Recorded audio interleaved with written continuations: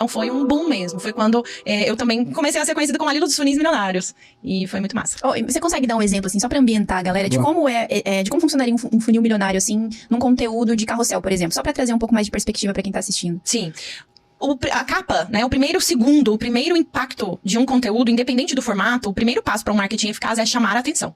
Então, pra gente levar uma pessoa que nem te conhece, que nem tá pensando em comprar nenhum produto relacionado ao seu assunto, o primeiro passo ali na capa ou nos primeiros segundos do seu vídeo é conversar com algum problema, algum desejo, alguma crença, alguma polêmica, começar contando uma história ou mexer com a curiosidade do seu público. Então, na capa, se vocês olharem ali meu perfil, vocês vão perceber que eu nunca tô falando diretamente sobre o meu produto ou tô vendendo alguma coisa. Eu sempre tô trazendo algum assunto do tipo, o que Dubai o seu negócio tem em comum? Ou 5 motivos pelos quais empreendedores estão desistindo de viver do digital.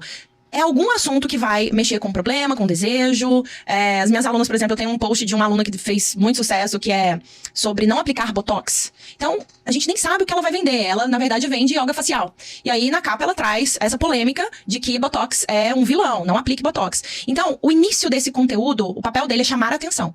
E a partir daí, a gente vai ou contar uma história, ou trazer uma narrativa que tem o objetivo de defender uma tese.